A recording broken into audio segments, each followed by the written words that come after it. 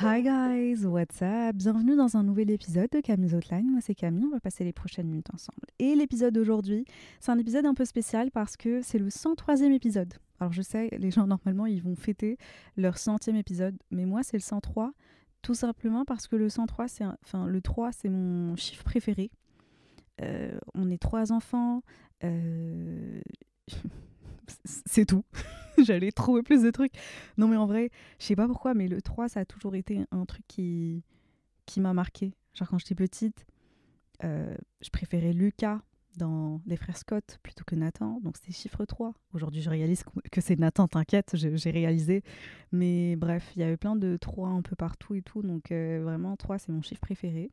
Du coup je me suis dit, c'est quoi pour l'épisode, au lieu de fêter le 100e, on va fêter un peu le 103e épisode. Et cet épisode, ça va être un peu en forme de petite lettre que j'ai. C'est une lettre d'amour un peu. Et à toi, à moi, à mon ancienne moi et à mon entourage. Et finalement, on va finir sur quelques questions que j'ai reçues sur Instagram, des situations en fait. Parce que j'avais posté la boîte à questions sur Insta la semaine dernière quand j'étais à Londres, où j'avais dit franchement, partage-moi un sujet, une question que tu te poses, si tu as besoin de conseils, d'être guidé, ou juste peut-être d'un regard extérieur, parce que des fois, on a juste besoin d'un regard extérieur qui n'est pas vraiment dans la situation et qui nous aide un peu à relativiser. Du coup, je me suis dit, tu sais quoi, vas-y, je demande ça aux gens, et j'ai reçu tellement de messages. Bon, clairement, je pourrais pas tout faire, mais j'en ai choisi peut-être trois situations qui, je crois, une d'elles au moins va te parler. Je crois. En tout cas, on va voir. Alors déjà, pour cette petite lettre d'amour, je voulais te dire que, à toi qui écoutes cet épisode, je voulais te remercier. Parce que, franchement, tu es là, tu écoutes l'épisode. Et d'une certaine manière, tu le sais pas, toi juste tu l'écoutes, tu te divertis, mais en fait, ça me soutient dans mes rêves en soi. Parce que quand j'ai lancé le podcast, je savais pas qu'on allait en arriver là. Je savais pas qu'on allait dépasser les millions d'écoutes. Pas 1 million, pas 2, pas 3. Vraiment, je crois là, on a dépassé les 4 millions d'écoutes. Donc c'est énorme. Donc, franchement, je voulais te remercier et te dire que comme tu me soutiens, j'espère avoir pu te soutenir et te motiver dans tout ce que tu fais, comme toi tu le fais pour moi, sans même t'en rendre compte, tu vois, juste en écoutant, en t'asseyant, en appuyant sur play, ça me motive de savoir que ce que je dis, ce que je partage, bah ça résonne en toi, tout comme ça résonne en moi, parce que j'ai l'impression quand même on se rejoint un peu dans tout ce qu'on a vécu ensemble dans les épisodes précédents, que ça soit la reprise de sport, que ça soit le déménagement, que ça soit la rupture amoureuse, la rupture amicale. On en parlera vers la fin de cet épisode aussi. Et je sens qu'à chaque fois que je m'assois pour enregistrer un épisode de podcast, c'est ce qu'on se disait tout à l'heure avec Sana, c'est comme une thérapie solo, gratuite, pour moi, mais aussi peut-être pour toi. Et les sujets, j'essaie vraiment à chaque fois de parler de sujets qui vont un peu déjà me toucher moi, qui me parlent, parce que sinon ça servirait pas trop à grand chose de parler de quelque chose que je connais pas, mais vraiment des sujets qui me parlent et qui vont te parler à toi aussi. Parce que je sais pas si tu l'as remarqué, mais je fais pas d'épisode où je parle comme ça, je parle de moi, de mon pressentiment, où je parle où c'est vraiment centralisé sur moi. La plupart des épisodes, c'est vraiment centralisé sur le sujet et surtout sur toi. Et je trouve que c'est ça qui est important dans Camille's Outline, c'est qu'on soit focalisé sur toi, en fait. Tu vois, et moi, je t'aide comme je peux et j'apporte ce que je peux comme information et comme autodérision aussi, et comme conseil qu'on m'a aussi donné. Et en fait, j'essaie vraiment d'apporter tout ce qu'on m'a apporté, moi, de mon côté, pour pouvoir t'aider et te faciliter la compréhension de par quoi tu passes, l'assimilation, l'acceptation. Quand on parle de... Tu te souviens quand on a parlé du changement, quand tes amis ils viennent te dire ouais t'as trop changé en fait, ça on me l'a tellement dit, mais on me l'a tellement dit que ça, franchement ça me faisait... Je pleurais, genre c'était ma phobie que quelqu'un vienne, que quelqu'un que j'aime et en qui j'ai J'ai confiance et des fois même pas, quelqu'un même un peu loin, qui viennent et qui me disent « Ouais, t'as changé ». Je le prenais tellement mal, mais personne à aucun moment n'a pris le temps de me dire « En fait, si on te dit que t'as changé, c'est positif, pourquoi tu le prends négativement ?» C'est positif, ça veut dire que tu stagnes pas. Ça veut dire que tu continues à grandir, à te développer, à apprendre, à changer, à commettre des erreurs, oui, et à changer. Et donc le changement, c'est bien, c'est positif. Alors que j'ai vraiment grandi en mode changer, c'est pas bien. Changer, c'est déstabilisant, mais pas pour toi en fait. C'est même pas déstabilisant pour toi, mais c'est déstabilisant pour les gens qui t'entourent. C'est comme si tu essayais de rester immobile pour faire plaisir aux gens qui t'entourent. Et c'est horrible. C'est horrible. Et je sais que les gens autour de nous, tu vois, ils le font pas exprès. S'ils sont bienveillants, tu vois, ils le font pas exprès. Il y en a d'autres qui peut-être le feront exprès. Mais c'est juste que c'est nouveau pour eux quand tu changes.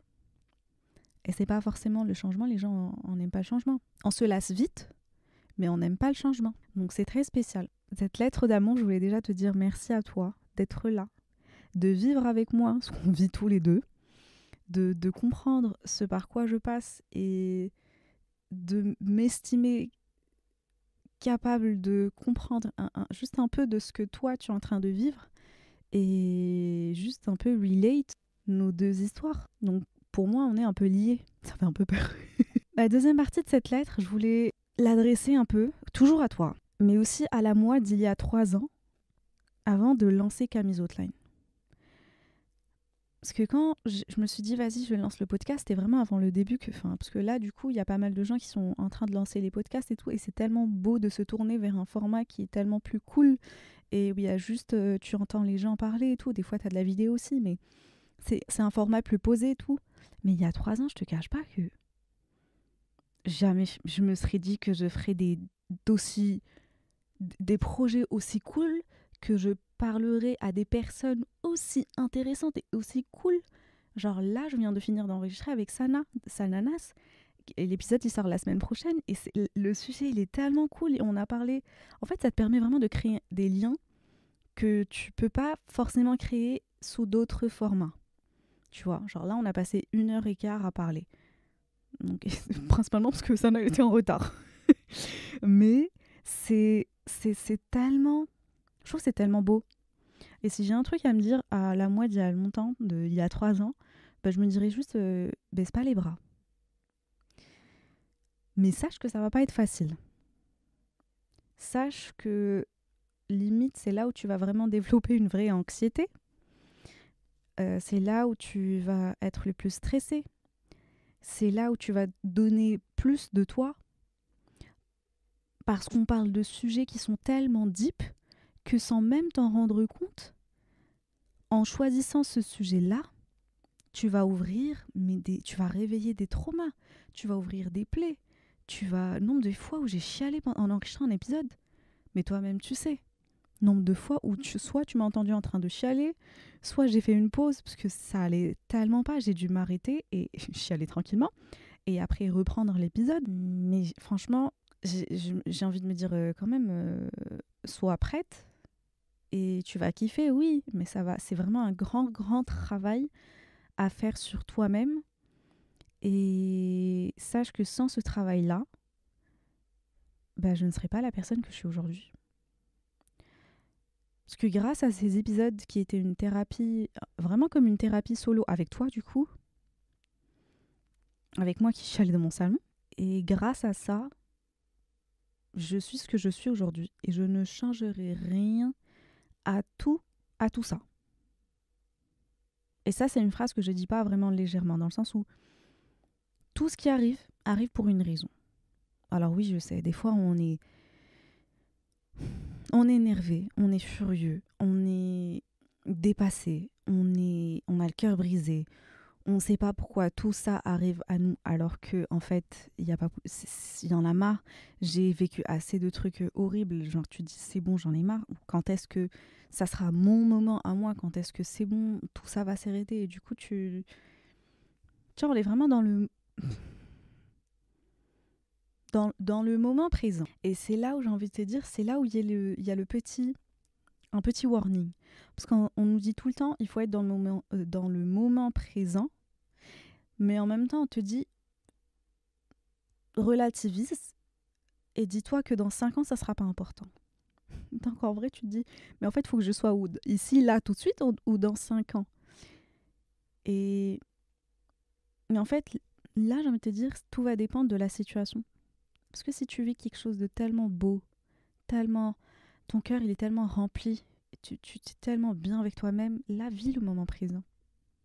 Là, c'est le moment présent qu'il faut saisir, il faut profiter, il faut kiffer, il faut faire des photos, des vidéos, se souvenir de tout ça. Alors que quand il arrive des trucs moches, des trucs où... Enfin, un truc super bête, où tu reçois un message qui va t'énerver, tu vas prendre le téléphone et tu vas être en train d'écrire et tu es vénère et tout. C'est là où tu te dis, ah, là, on a besoin de relativiser. Là, on a besoin de prendre du recul et de nous dire dans 5 ans, est-ce que ça, c'est important? Est-ce que ça aura de l'importance ou pas? Tu vois, je crois que c'est vraiment dans ces deux situations-là où il faut choisir soit vivre le moment présent, soit relativiser et se dire, est-ce que dans 5 ans, même pas dans 1 an, 2 ans, 3 ans, 4 ans, 5 ans, est-ce que ça va être important ou pas? Mais sache que tout arrive pour une raison. Vraiment, tout arrive pour une raison. Et cette raison-là, bah, tu vas pas la comprendre là tout de suite, mais tu comprendras après. Voilà. J'ai aussi envie de dire un petit mot pour mon enfant intérieur. Et la petite fille qui est en moi. Et ça, c'est vraiment un concept que j'ai découvert avec toi cette année. L'enfant intérieur, the inner child. C'est pas un truc qu'on connaissait forcément, tu vois. Et j'ai fait un épisode vraiment pour en parler. Mais c'est pas un truc qu'on connaissait. Et là, j'ai l'impression que si t'es dans ta vingtaine, ta trentaine, tu réalises un peu plus l'importance de cet enfant intérieur. Et ce qu'on lui a fait subir, pas nous forcément, tu vois, toi-même, mais ce qu'il a subi de par l'entourage, de par la façon comment il a grandi, de par tout ça, tu vois. Et aujourd'hui, tu réalises qu'en fait, tu récoltes tout ce qui a été semé avant toi. Et c'est pas forcément le truc le plus sexy, le plus cool, on va dire. Donc, pour cet enfant intérieur, j'aimerais lui dire, là, je suis littéralement en train de me faire un câlin, by the way. Je suis vraiment en train de me serrer dans mes bras. Il faut pas hésiter à le faire. Hein. Mais franchement, reste, oui, juste reste là. Et je fais de mon maximum pour prendre conscience que tu es là et m'occuper de toi, comme si j'avais vraiment un enfant. Alors, je suis pas mère, hein, mais j'essaie vraiment de m'occuper de cet enfant intérieur comme si j'avais un enfant avec moi. Et du coup, je me dis, comment si j'ai un enfant avec moi, comment je m'occuperai de cet enfant-là? Qu'est-ce que je lui ferai faire? Des fois, je dis, ok Google, mets-moi Taylor Swift, je sais pas, Olivia Rodrigo, bref, des trucs, ou les chansons à l'ancienne de Disney, tu vois, vraiment quand on était gosse. Et des fois même le samedi matin, vraiment, je fais la même chose que comme quand j'étais petite. Je me fais mes petites céréales et je suis assise devant Totally Spice. C'est des petits trucs qui font tellement de bien de regarder juste des dessins animés. Genre là, j'ai hâte que le Moana, il sorte. Il va sortir semaine prochaine, je crois, ou non, c'est cette semaine, je sais plus. Je crois que c'est demain en plus. J'ai tellement hâte de partir voir des dessins animés. Et là encore, tu vois, ce qui est linké à ça, c'est ton entourage. Parce que si j'avais toujours l'entourage que j'avais il y a longtemps, j'oserais jamais dire à quelqu'un, viens, on part regarder un dessin animé au ciné. Il y en a avec qui je suis plus amie aujourd'hui, qui se moqueraient de moi. Ça va pas, mais t'as quel âge? Non, j'ai un de mes ex qui serait foutu de ma gueule si je lui avais dit ouais, je pars au ciné regarder un dessin animé, ou s'il me voit en train de danser ou chanter vraiment comme si personne me regardait, m'entendait chez moi, ou s'il me voyait en train de faire des friendship bracelets pour le concert de Taylor Swift, ou qu'il voyait que je choisissais vraiment ma tenue pour le concert de Taylor Swift, tu vois, cet été. Genre vraiment, il serait foutu de ma gueule. Alors que moi, je suis juste en train de faire plaisir à mon enfant intérieur et de lui laisser un peu de l'espace. Et on l'oublie des fois, mais elle ou ils ont besoin d'espace. Ils sont encore là, il faut s'en occuper. Faut pas hésiter. Donc ouais, franchement, oublie pas que aussi, petite lettre à mon entourage qui m'a soutenue, l'entourage positif qu'on aime bien, merci. Et j'ai envie de te dire, choisis bien les gens qui t'entourent et n'aie pas peur de changer d'entourage si tu en sens le besoin. Alors oui, je suis complètement d'accord avec le fait qu'il faut être et rester reconnaissant envers les gens, ce qu'ils ont fait pour toi dans le passé et tout. Oui, on est raccord. T'inquiète, on est vraiment raccord. Mais ça ne doit pas te retenir et te faire vivre dans le passé d'une relation. J'ai n'importe quoi, j'avais une copine et on a vraiment vécu pas mal de choses ensemble. Vraiment des hauts, des bas. Elle connaissait la famille, je connaissais la sienne. Bref, la totale, tu connais. Et au bout d'un moment, en fait, soit elle me prenait plus que moi je lui donnais, elle me valorisait pas. J'avais l'impression de me plier en quatre pour une personne qui réalisait même pas combien je donnais. Une personne qui prenait plus qu'elle ne... Bref, tu vois ce que je veux dire. Et c'était fatigant, mais je me disais, c'est pas grave, c'est pas grave. Genre, on a vécu tellement de choses que c'est pas grave, juste tiens bon. Jusqu'au moment où je me dis, mais en fait, ça sert à quoi que je tire de mon côté alors que l'autre personne, elle ne tient même pas le fil? Ça sert à quoi? Pour le passé, il est dans le passé. On est reconnaissant, on chérit ces souvenirs-là, mais ça ne veut pas dire que je vais rester vivre, enfin tenir une relation et la faire vivre juste de mon côté, alors que c'est pas possible. Franchement, une relation, une amitié, surtout une amitié, ou même en couple, c'est du donnant-donnant, c'est du gagnant-gagnant.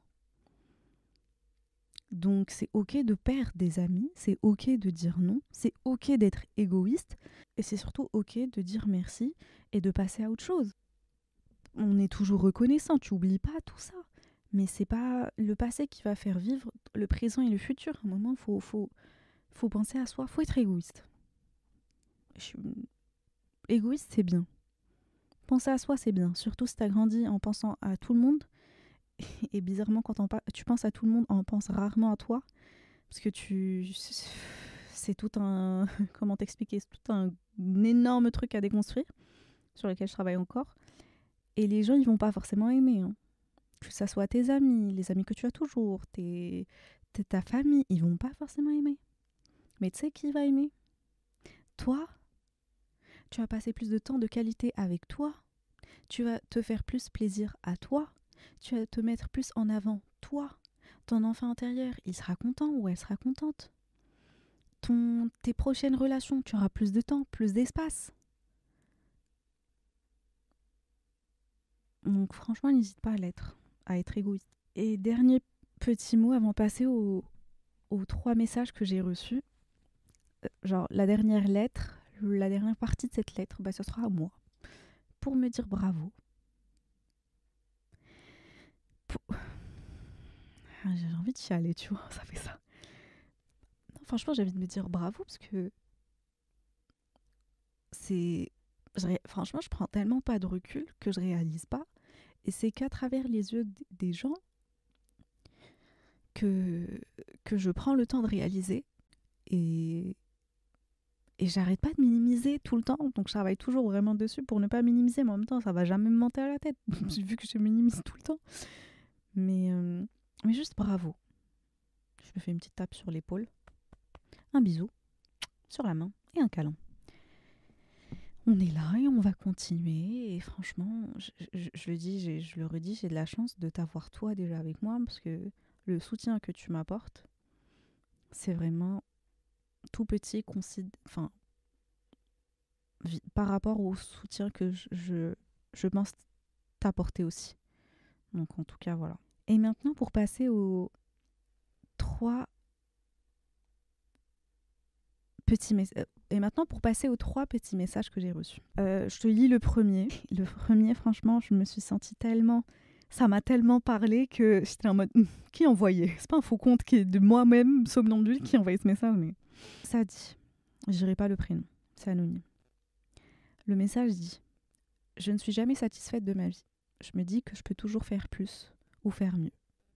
Je ne suis pas assez disciplinée, donc je passe ma journée à m'en vouloir. Alors que j'ai un job du matin au soir. Mais en même temps, j'ai envie de faire tellement plus. Mais j'ai l'impression que je ne fais pas assez et que je ne suis pas assez. Alors comment te dire que ce message, il m'a pas seulement parlé, il a frappé là où ça fait mal. Il a vraiment frappé là où ça fait mal, puisque c'est complètement le le truc qu'on se disait en plus dernièrement, j'avais bu un café avec Ayoub Super Lumo et on était posés à parler et tout parce qu'on prépare un épisode de podcast ensemble et on parlait et c'est un sentiment, on s'est un peu retrouvés tous les deux où t'as l'impression que tu fais beaucoup mais tu fais pas assez et que tu es jamais vraiment satisfait. Surtout moi. Mais je sais pas si c'est un truc, si c'est lié à notre éducation, si c'est lié au fait qu'on soit une femme, des femmes, parce que du coup c'est une meuf qui m'a envoyé ce message. Et elle comme moi, on minimise déjà ce qu'on est en train de faire, parce qu'en vrai, là, ce que tu me dis, c'est que tu travailles toute la journée. Mais tu veux faire plus, oui. Et je crois là, ça me rappelle un truc Oprah Winfrey, elle avait dit, mais elle avait dit un truc en mode savoir où tu vas aller, c'est déjà faire la moitié du chemin. Sinon, faire 70% du chemin. Et c'est ça, en fait, qui manque des fois. Moi, en tout cas, moi, chez moi, ça me manquait de pas savoir où est-ce que je veux aller. Ok, je veux faire plus, je veux faire plein de trucs. Oui, mais pour aller où ? Donc, si tu commences par identifier c'est quoi ton objectif, où est-ce que tu vas arriver ? Le plus gros travail se trouve là. Il faut savoir où est-ce que tu vas arriver. Qu'est-ce que, genre, si tu es une créatrice de contenu, c'est quoi ton objectif ? Juste continuer à faire du contenu, ok, mais pour arriver où ? En faire quoi ? Tu veux créer un business, ok, un business de quoi ? Et franchement, ça aide beaucoup, parce que ça va te faciliter la tâche. Une fois que tu as l'objectif, ça sera plus facile de définir les moyens pour y arriver. Et ça te rassure. Moi, c'est un travail que je viens de faire sur moi-même ces 3 dernières semaines, c'est de définir c'est quoi mon objectif. Je suis mignonne à faire plein de trucs, ok, mais vas-y, c'est quoi mon objectif sur le moyen, sur le court, moyen et long terme. Et là, vraiment, si c'est dans le côté un peu business, c'est une strate qu'il faut faire. Et c'est pas facile. Parce qu'il faut avoir assez de recul sur soi-même pour voir qu'est-ce qui peut marcher, qu'est-ce qui ne peut pas marcher. Qu'est-ce que tu es capable de donner, ça sert à, il vaut mieux arrêter de faire ça ou ça ou ça. Donc moi je dirais, si tu veux te sentir satisfaite, définis un objectif. Et quand tu travailles et tu te diriges vers cet objectif-là, tu seras satisfaite parce que tu fais le travail que tu dois faire. Tu te diriges vers là. Il y a un deuxième message qui dit, je résume un peu, c'est quelqu'un qui voudrait savoir comment reprendre le sport. Comme quoi c'est dur vu qu'elle travaille du matin au soir et qu'elle rentre très tard le soir, genre je dis n'importe quoi, à 18h30, 19h. Et du coup, elle n'a pas le temps de partir au sport. Et elle cherche la motivation. Alors écoute-moi bien parce que je vais être très très directe sur ce passage-là. Si tu cherches à commencer le sport, tu n'as pas besoin de motivation, tu as besoin de discipline. Et quand je dis discipline, tu vas te forcer.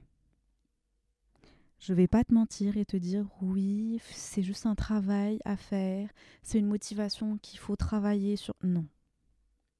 Au début, il va falloir te forcer. C'est pas une partie de plaisir. Même moi, je me suis forcée. Tu crois que j'avais envie en rentrant le soir, des fois je rentrais vraiment, je finissais à 20h, 21h. Je suis claquée, je suis au bout de ma vie, je suis fatiguée. J'ai juste envie de rentrer et de me préparer, limite même pas préparer, commander un truc sur Uber Eats, me poser sur mon canapé et regarder Netflix. C'est tout. Ou lire, c'est tout. J'ai pas envie de faire de sport. Je suis fatiguée mentalement, physiquement. Mon corps, il a été debout depuis hyper tôt le matin jusqu'à tout de suite. J'ai pris le métro, j'ai couru dans tous les sens. Mes épaules sont vraiment tellement rigides que je pense déjà qu'il faut que je reprenne des séances d'ostéo et tout pour que tout se détende. Mes cervicales, ils sont bloqués. Et tu sais qu'avec tout ça, sache que je suis comme toi, j'ai pas envie. Mais tu sais ce que je vais faire ? Je vais me forcer. Je vais me forcer. Et là, moi, perso, genre, ça va faire 4 ans que je fais du sport depuis Covid. Bah, aujourd'hui, jusqu'à aujourd'hui, il y a des séances, c'est un pur plaisir. Et il y a des séances où je me force à y aller. C'est pas une partie de plaisir. Par contre, quand je finis la séance, là, je suis contente. Là, je suis contente. Quand il y a les endorphines, quand il y a je crois que c'est ça, on appelle ça ça. Les hormones juste après le sport, je sais pas, quand t'es hyper content et hyper contente et légère et tout. Bah en fait c'est ça, il va falloir te forcer. C'est comme si tu allais être ton propre parent. Je le dis, je l'aurais dit, côté discipline, côté sport, qui dit discipline, dit parent, dit un côté parental. Qu'il va falloir être ton propre parent et te dire, ok, avant de sortir le matin, tu dis, ok, ce soir, je vais faire une séance de sport. Et pour te forcer encore plus, c'est ce que ma mère, elle me dirait si je lui dis, ouais, ce soir, j'ai une séance de sport et tout, après le travail. Elle va me dire, prends tes affaires de sport avec toi et sors avec. Comme ça, tu repasses pas par la maison, tu poses tes fesses sur le canapé et tu sens que le canapé, il est doux et tu sens qu'il va, oh, il pleut et tout. Donc, tu peux dire, ah, c'est pas grave, vas-y, je partirai demain. Non. Du travail ou de l'école, tu passes faire ta séance de sport et après, tu rentres à la maison. Franchement, c'est un truc qui... C'est une formule que moi, j'ai adoptée depuis... Maintenant, ça va faire des années. Genre là, je te parle, il est quoi? Il est 19h30. Je suis en train de te parler. J'ai une séance de sport chez Dynamo à 20h30. Ce qui veut dire que la séance, elle finit à 21h15. Ce qui veut dire que je ne serai chez moi qu'à 22h15, parce que j'ai 1 heure de route. Sachant que je rentre, et là, il faut que je commence à travailler, à faire le montage. Donc en fait, c'est des choix. Et des fois, il ne faut pas se laisser l'espace pour, pour choisir. Des fois, il faut trancher. J'ai besoin de faire du sport. Il faut que j'y aille. Donc je me force. Mes vêtements de sport, ils sont dans mon sac. J'ai choisi le sac en fonction des vêtements de sport que j'ai mis. Et je suis sortie tôt ce matin. À aucun moment, je suis re-rentrée à la maison. Donc, je vais être honnête avec toi. Je ne vais pas essayer de te mentir et te donner un truc un truc magique ou quoi. Non. Au début, tu vas te forcer. Et après, oh mon Dieu, après, tu vas tellement kiffer quand tu vas voir les résultats. Après, tu vas tellement kiffer. Genre, tout à l'heure, on était en plein fitting avec Jean-Paul Gaultier, avec les filles. Il y avait Jade, il y avait Clara. Je te dis Jade. Il y avait Jade Gatoni, il y avait Clara Berry, il y avait l'équipe Jean-Paul Gaultier et tout. Et en fait, j'ai essayé une robe et ils m'ont tous regardé en mode oh mon Dieu, ce corps. J'ai envie de dire, si seulement je vous montrais le corps avant sport, avant tout ça, avant tous ces efforts-là, avant tout ce forcing que j'ai fait sur moi-même, bah, il n'y aurait pas ce corps. Et c'est pas seulement le corps, c'est aussi la santé mentale qui vient après. Avec. Tu te sens tellement bien avec toi-même, tu te sens tellement plus à l'aise, tellement plus en confiance. Ça a tellement aidé ma confiance en moi-même.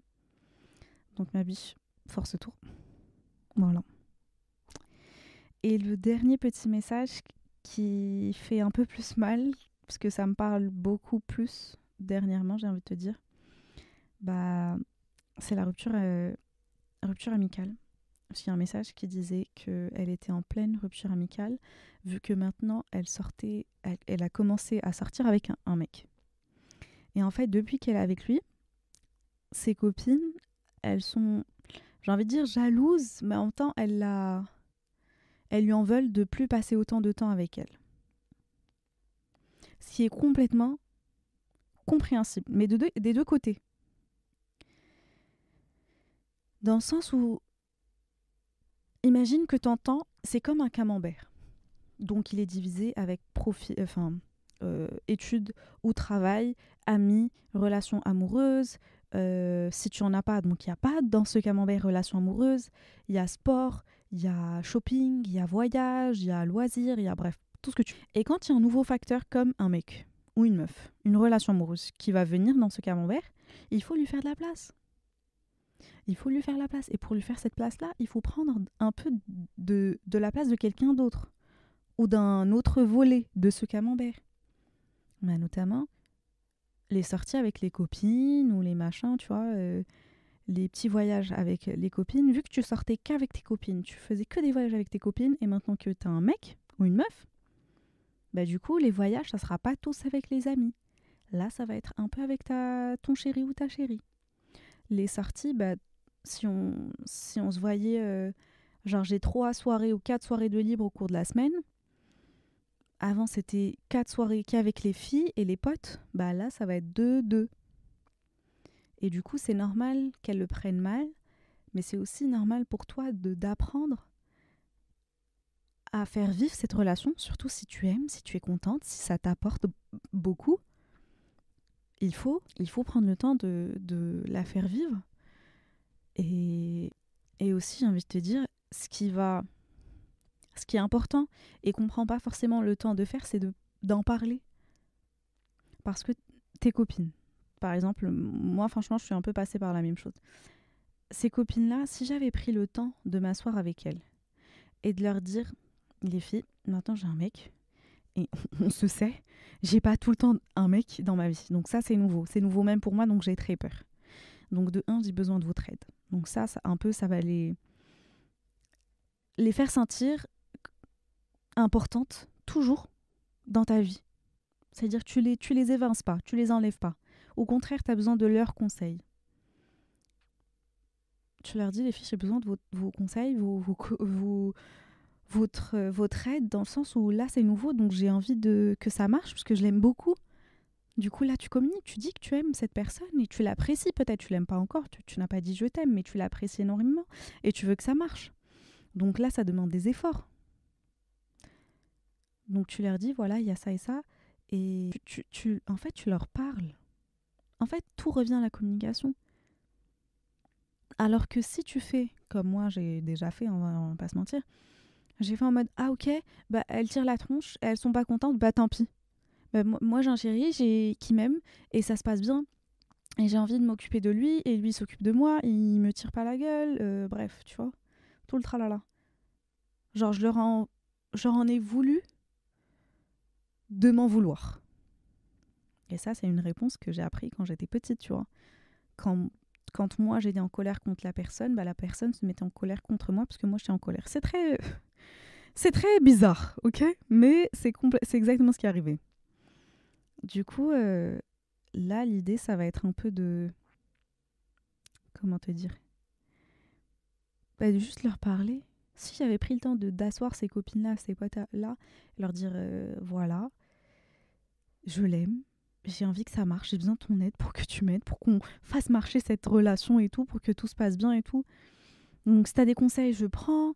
Je veux bien que, maybe, fais-les rencontrer. Peut-être organise pas tout le temps. Des fois, je sais qu'il faut pas mélanger, mais peut-être déjà qu'ils fassent connaissance dans un terrain neutre ou un resto ou karaoké ou un truc un peu chill.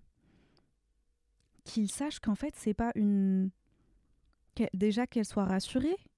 Et que tu leur dises, en fait, je ne vous vire pas de ma vie. Au contraire, j'essaie de l'inviter, lui, dans ma vie et de le faire accepter. Comme lui, il fait pour moi. Donc, faut pas hésiter à parler. Voilà. On arrive à la fin de ce petit épisode. C'était un épisode, je sais pas si c'était long ou pas. Je pense pas. Mais en tout cas, ça m'a fait du bien d'en parler. Et je voulais vraiment juste prendre le temps de faire un épisode qui est du coup un peu complètement différent parce que j'ai jamais pris le temps de faire ça, de remercier, de parler directement, que ça soit de moi, comme ça, dans ce format-là. Mais en vrai, c'est cool. Je sais pas si je suis prête à le refaire, peut-être pour le 203 et le 303 après. Je sais pas si on sera toujours là, si moi je serai toujours là. J'espère en tout cas. Parce que je le redis, c'est vraiment mon format préféré et je surkiffe ça. Donc voilà. Merci d'avoir pris le temps d'écouter cet épisode. N'hésite pas à laisser 5 étoiles si tu l'as kiffé. Et petit teasing pour l'épisode de la semaine prochaine. Mais oui, comme tu l'as deviné, j'ai invité Sana pour un épisode. Sananas, plus connu sur les réseaux sous le nom de Sananas, qui est juste un cœur. Et les sujets, ça va parler de couple. Du sien, du mien, je sais pas trop. Stay tuned la semaine prochaine pour découvrir. Voilà. Bye guys! Je viens de voir la bande-annonce de Regretting You et j'ai déjà des frissons. Clara et sa mère Morgane sont en train de vivre un terrible trauma familial. Alors qu'elle essaie de se reconstruire, Clara vit sa première histoire d'amour avec un garçon que sa mère lui a interdit de fréquenter. C'est une comédie romantique sur fond de drame familial. Moi, c'est tout ce que j'aime voir au cinéma. En plus, c'est l'adaptation du roman de Colleen Hoover, l'autrice de Jamais plus, It Ends With Us en anglais, qui est sorti au cinéma l'année dernière. Et le réalisateur, c'est celui de Nos étoiles contraires. Non mais c'est sûr qu'on va pleurer. Qu'est-ce qu'on attend pour prendre nos places ? Regretting You, à voir absolument au cinéma à partir du 29 octobre.